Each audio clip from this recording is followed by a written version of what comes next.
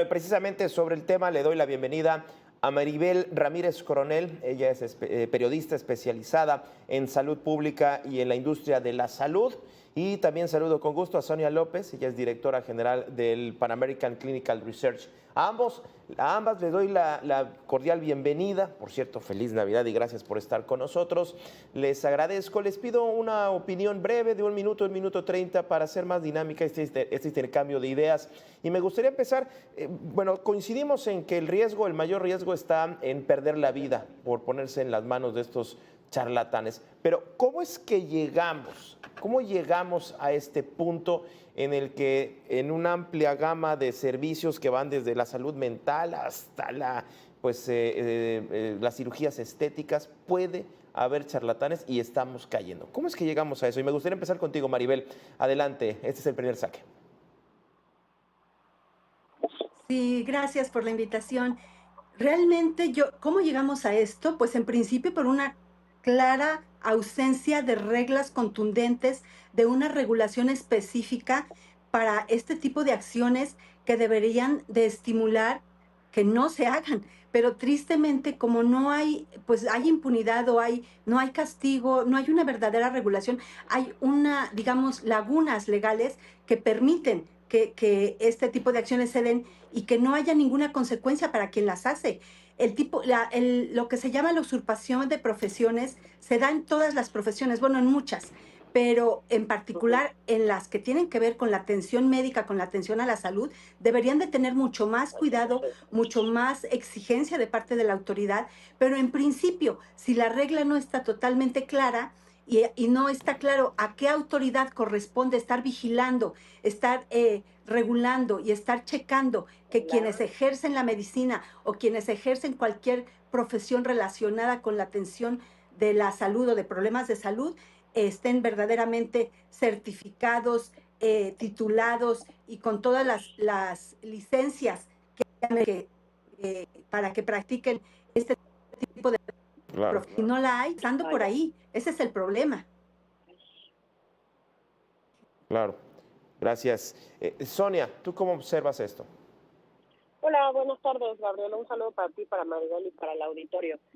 Pues como dice Maribel, un poco tiene que ver con que no hay consecuencias. No, la autoridad no sé si es insuficiente o no se da abasto para estar verificando todo lo que se tiene que verificar, como veíamos en la nota y bueno, más bien yo escuchaba en la nota, hay muchas especialidades, muchas subespecialidades donde médicos generales o médicos, por ejemplo, voy a hablar de un médico que hizo medicina, que son 6 años, y después hizo cirugía general, y se pone a hacer procedimientos que pertenecen a otras especialidades, ¿no?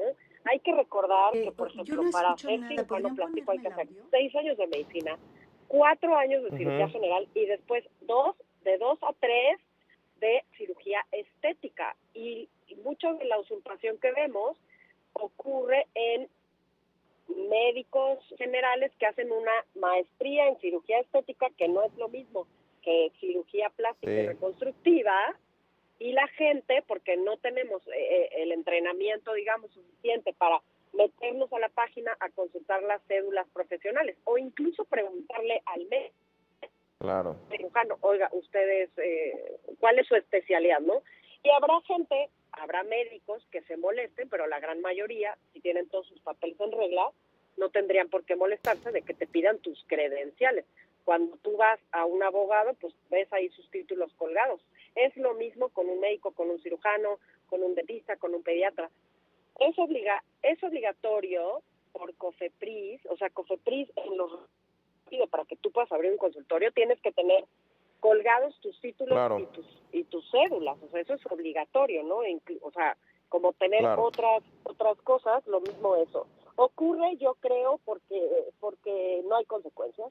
Las empezamos a ver y las vimos hace poco con Claro. esta pseudopsiquiatra y eso, porque se hizo mucha presión en redes sociales, porque si no, no habría, Sí, sí, sí. me parece que no habría muchas consecuencias. Entonces, la autoridad no se da abasto, o la autoridad no, hay muchas veces que la autoridad no actúa si no hay una carpeta de investigación, si no hay una denuncia formal.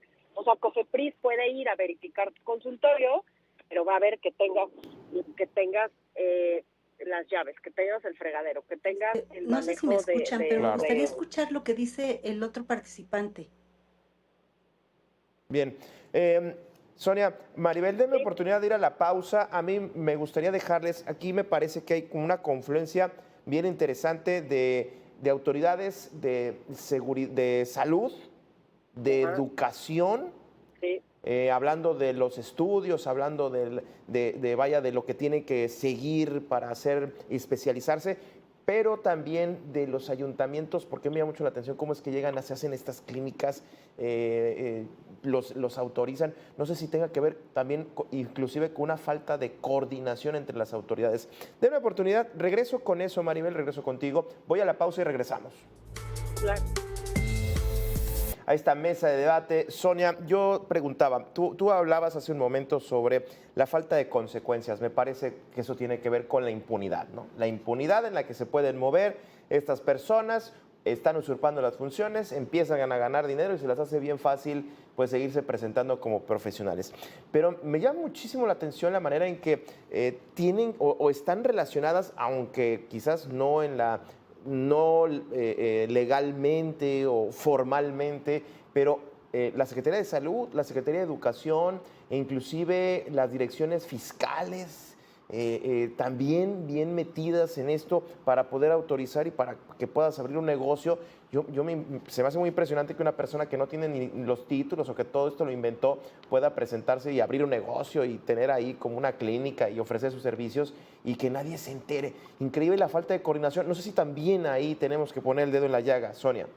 Así es, mira, porque se trata de las Secretarías de Salud Federal, las Secretarías de Salud estatales también tienen su parte de responsabilidad, la COFEPRIS a nivel federal y las COEPRIS a nivel estatal, Así ¿no? es. Que son las COFEPRIS de cada estado. Pero si tú estás en un poblado y vas a abrir una clínica, un hospital, lo que sea, o sea, de atención a la salud, tienes que sacar una licencia municipal, tienes que sacar un aviso de funcionamiento para el cual te piden una cédula profesional.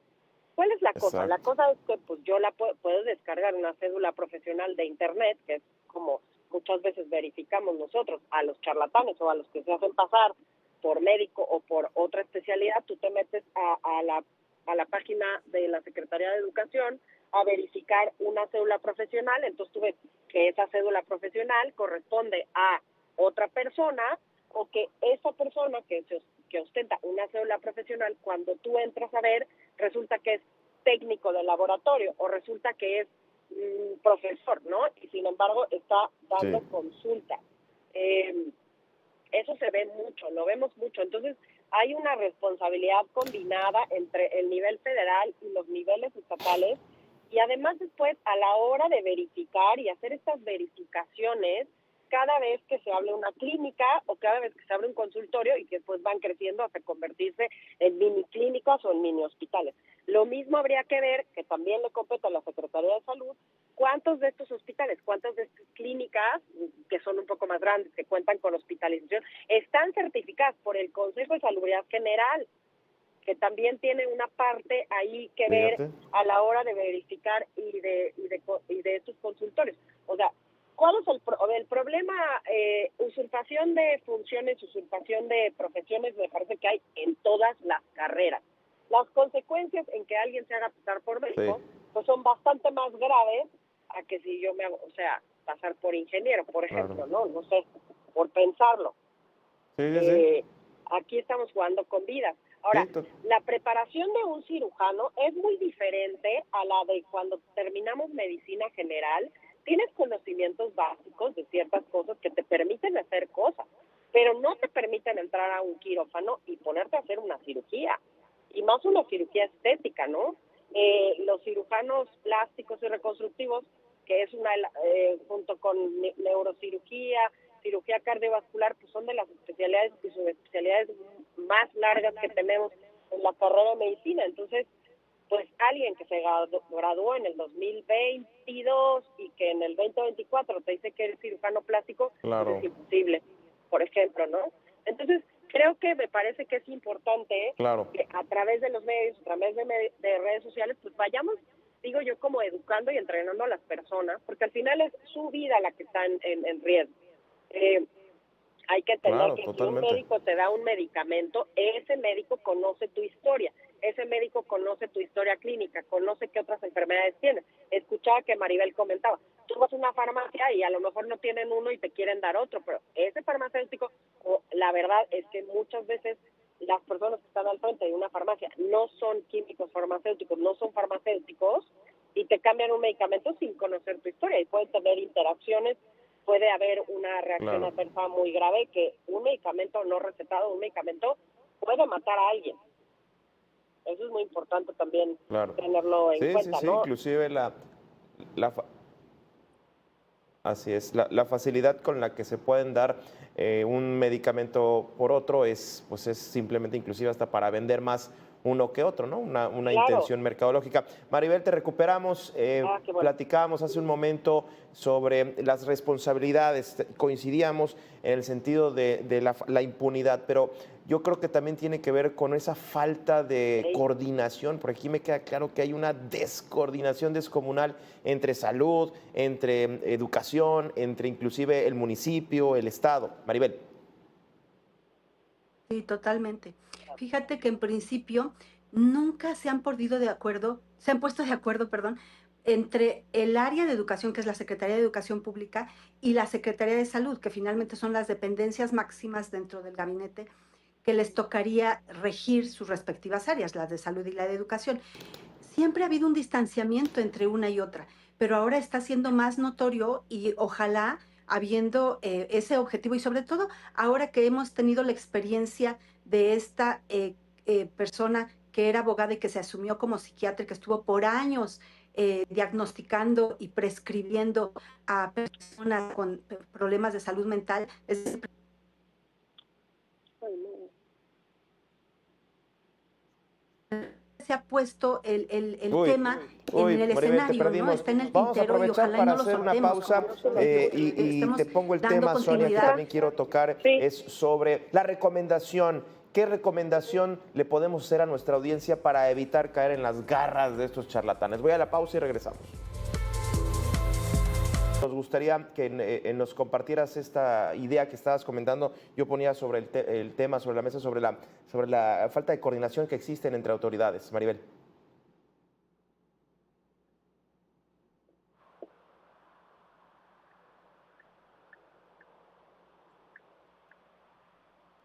Bueno, a ver si nos escuchas. Te preguntaba bueno, si podías explicarnos lo que comentabas hace un momento que te perdimos sobre que existe realmente una relación entre autoridades de salud, de educación, inclusive autoridades estatales, municipales, inclusive hasta para poder abrir un negocio. Increíble la falta de descoordinación descomunal que existe en este tema, Maribel. Así es, totalmente. Descoordinación en los diferentes niveles de gobierno, descoordinación entre las dependencias, ya estamos diciendo entre educación y salud, descoordinación entre las propias autoridades de salud, dentro del mismo sector salud, a veces entre organismos. No está claro a cuál le corresponde verificar y vigilar. Por ejemplo, mencionaba hace rato Sonia acerca del Consejo de Salubridad General. En efecto, al Consejo de Salubridad General le corresponde certificar, por ejemplo, a los hospitales y clínicas, pero la parte de la médica como tal no está claro y está repartido un poco en el Consejo y otra parte en la Comisión Federal de Protección contra Riesgos Sanitarios, la COFEPRIS. Pero la COFEPRIS no le todo, porque COFEPRIS vigila que en el consultorio si tengas lo mínimo, ¿no? Para trabajar tu instrumental limpio y que haya los letreros y el título y una serie de cosas, pero como tal, que se vigilen las guías médicas, los protocolos para la prescripción y para el diagnóstico de cualquier enfermedad, eso lo lleva el médico como tal y la parte formativa en el caso de educación, pero la Secretaría de Educación no da, bueno, sí da los títulos de médicos, pero quien certifica, hay una Comisión Nacional Certificadora que tiene cierta independencia y hay los colegios de certificación, que si de Fíjate. dermatólogos, que si de cirujanos plásticos, que de ginecólogos, pero no necesariamente están bien en contacto y alineados con las autoridades de salud. Tenemos de verdad un desorden y una desestructura total, así como se habla de que el sistema de salud mexicano está fragmentado porque tenemos instituciones al por mayor, el IMSS, el el ISSSTE, ahora el IMSS Bienestar, y en cada estado también luego tienen el Estado de México su ICEMIN, y cada estado tienen sus institutos, así como tenemos institutos y organismos que tienen cada uno su atención, cada uno su presupuesto y cada uno su propio, sus propias guías médicas para atender, o su propia compra. Ahora ya las compras las están consolidando. En general, Claro. en la regulación y en la vigilancia del sector salud, estamos en pañales. Nada más una idea como referencia para que veamos Uf. a qué nivel de carencias de regulación estamos. Los mexicanos no tenemos referencia o idea para saber elegir, no, ya no digamos un médico, a un hospital donde te vas a hacer una intervención donde vas a gastar mucho dinero, o donde tu seguro médico te va a cubrir, si es que tienes el seguro médico, que es muy baja la proporción de mexicanos que puede pagar un seguro de gastos médicos mayores que te cubren esas operaciones costosas. Eh, ¿En qué nos basamos los mexicanos para decir, este es un buen hospital, o este mejor decido hacérmelo en este o en este Sí, mi operación? En base a lo que nos alcanza, en base al dinero, es nuestra única referencia. sí, Pero el el que dinero. sea más caro un hospital no necesariamente es el mejor. Debe haber referencias y indicadores de uno y otro lado, para que no haya esa parte de tener desinformación. Entonces, realmente nos falta regulación en todos los sentidos, en todos los aspectos. Pero bueno, pues así están las cosas hoy en México. De Claro. verdad que ya hay que poner orden. Estas cosas que están sucediendo deben ser ejemplares y aleccionadoras para que no vuelvan a suceder, y que nuestras autoridades se pongan de verdad las pilas, porque los Claro. mexicanos en general estamos en un terreno despoblado para elegir con quién atender nuestra salud. Bien, vamos cerrando. ¿Estamos realmente expuestos? ¿Hay alguna manera de evitar ponernos en riesgo? Yo no sé si la idea de una segunda opinión a la hora de checarnos en algún padecimiento, o inclusive pues si ir más allá y preguntarle, a ver, enséñame los títulos, que luego no falta quien se vaya a indignar, ¿no? Que diga, no, pero ¿cómo estás dudando de mí? Pues así como están las cosas, sí estamos dudando. ¿Qué recomendaciones podrías dar, Sonia, ya para cerrar? Pues mira, una cosa importante es, todo paciente tiene derecho a una segunda opinión. Eso está en los derechos y obligaciones de los pacientes. Uno de los derechos que tienen es a una segunda opinión. Y ahora es un poco lo que hablaba antes, ir educando a la población, ir educando a los pacientes a decir, oiga, pues necesito un cirujano, pues verificar que sí sea un cirujano. Decía Maribel, tenemos el Consejo Mexicano de, yo estoy, por ejemplo, yo tengo mi Consejo de Salud Pública, ¿no? Los cirujanos, los ginecólogos tienen su consejo. Ahí hay cierta desorganización un poco entre CEP y consejos, ¿no? Entre Secretaría de Salud y los consejos de cada especialidad. Tenemos un consejo de cada especialidad, que es algo que te doble avala que realmente eres un ginecólogo, que realmente eres un pediatra. Importante es que todos los médicos y que todo el personal de salud cumpla con la reglamentación que pone COFEPRIS, que es que tú tienes que tener expuestos tus títulos y tus cédulas profesionales. Y también que los pacientes pues sepan dónde, o sea, decirle, oiga, pues busque la cédula profesional. Claro. de el especialista. Yo he visto en grupos de señoras, en grupos de mamás, en grupos de doctoras, que algún paciente escribe y dice, ¿me puede mandar una foto de la cédula profesional? Y eso es totalmente válido. No tendríamos por qué molestarnos cuando algún médico nos pide que yo le enseñe mis credenciales, ¿no? Lo que pasa es que pues ahí viene esta parte donde no sabemos si realmente es, si realmente no es. Y hay muchos pacientes y hay muchas personas que pueden ser mucho más vulnerables, como el caso de Puebla, que es gravísimo, años viendo un tema de salud mental, donde son pacientes más vulnerables. Entonces, me parece que los médicos y que el personal de salud cumpla con tener sus avisos de funcionamiento a la vista, sus títulos y sus credenciales a la vista. Y nosotros, usuarios, pacientes, verificar que ese cirujano que dice que es cirujano, verificar que realmente sea cirujano, ¿no? Y creo que cada vez más recordar que en nuestro país entre el 70 y el 80% de la población pues tiene acceso a un teléfono inteligente, ¿no? Entonces, bueno, siempre es útil verificar que nuestro médico, primero que realmente sea médico, ¿no? y lo siguiente que sea la especialidad que ostenta decir que tiene. Ese sería mi consejo, Claro, Gabriel. claro. Maribel.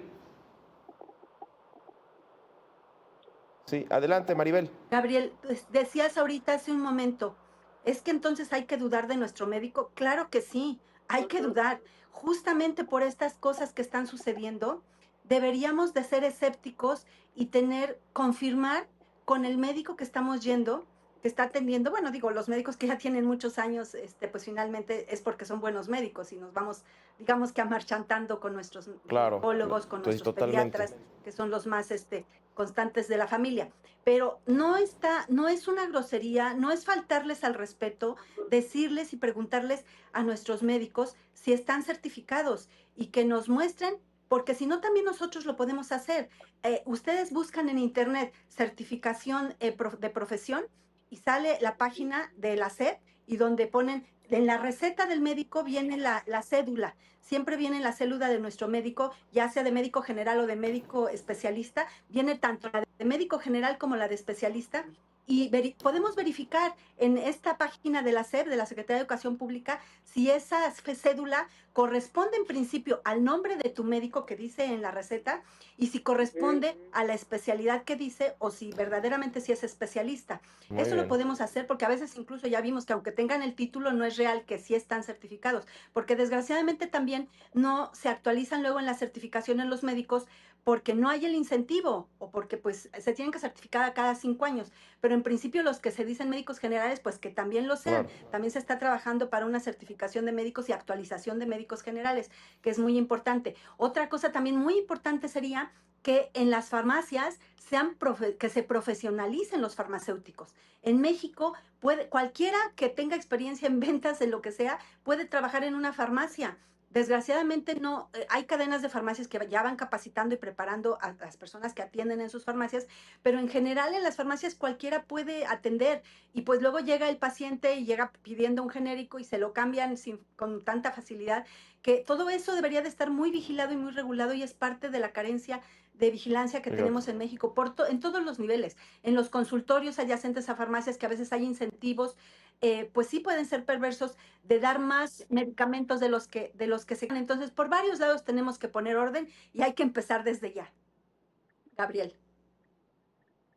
Pues muchísimas gracias a ambas. Este tema de la usurpación de funciones y el caso de Puebla ha abierto muchas puertas, las cuales yo pensaba que estaban ahí, no las tenía tan claras y miren, me acaban de abrir realmente otro horizonte. Maribel, Sonia, les agradezco muchísimo que hayan estado con nosotros, les deseo una excelente semana, una gran feliz Navidad, un próspero año 2025. A ambas, muchísimas gracias. Nosotros vamos a una breve pausa y regresamos ya al cierre a debate. Igualmente, Gabriel.